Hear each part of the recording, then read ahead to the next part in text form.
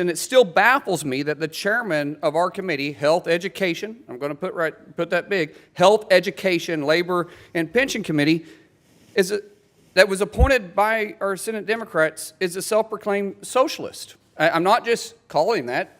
Chairman, you openly say that you're a socialist. In your book, Outsider in the House, the chairman says, Bill Clinton is a moderate Democrat. I'm a Democrat socialist. That's over our education system. I have a book here in front of me called Our Skin that has been endorsed by NACI. And I'm going to read exactly what this book says. You guys might find it interesting. A long time ago, way before you were born, a group of white people made up an idea called race. They sorted people by skin color and said that white people were better, smarter, prettier, and they deserved more than everybody else. This would be taught if we socialize our pre-K system. This would be taught. Do you disagree with that findings in the book? 1,000%. How about we teach Jesus loves me? How about this? In teaching Jesus loves the little children, the lyrics go, red and yellow, black and white, they're all precious in our sight. Now, which one would you think would be better? I'll ask everybody on the panel, which is better to teach? This, that is a story that was made up to teach our kids, 3-year-olds who have no idea what race is, now all of a sudden is being taught that white people said this as a truth. Someone point at me that this being a truth, that white people developed race, that white people developed that all of a sudden that was our word that we developed. By the way, I'm Cherokee, Native American.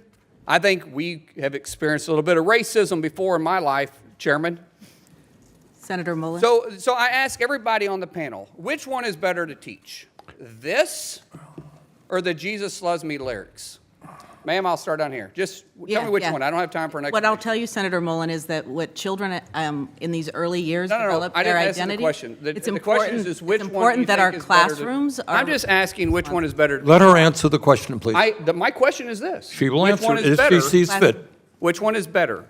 It's important that children's identity and language and culture are recognized. That's not answering my question. And that's what creates strong executive function. If you don't want to answer my question, that's fine. Let's move on down the panel. Which one is better to be taught?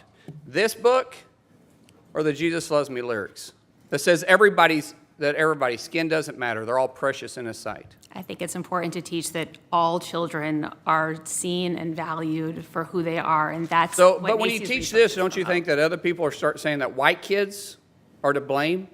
I think it's important. It's exactly what they're going to teach. It's exactly what it is, ma'am. I disagree. First, it is important that we teach Jesus. And Absolutely. Jesus is what we teach. So which one is but better? But the reality is. So do you think this is Could the she right answer the question, please? No, I don't want reality. I'm asking the question, which one is better? That's exactly what it is. Got it on tape. Misspoke. So what I'm saying is which one is which? Which one is better to be taught, Mr. Chairman?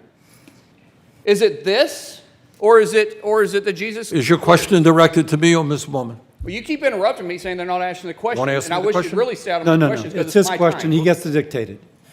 Which one? Not dictated. Ask the question. Which one? Talking to Ms. Woman, right? Yes. As I stated, Jesus is always first. Absolutely. I agree with that. So let me end with this because I still have more time because the chairman kept interrupting me. I'm going to close with 2 quotes, okay? The first is from John Adams. It says, morality and virtue are the foundation of a republic and necessary for society to be free. The second one is from our socialist communist, Joseph Stalin, that says, education is a weapon whose effect depends on whose hands it is in and whom it is aimed. We got to be careful what we're trying to do here.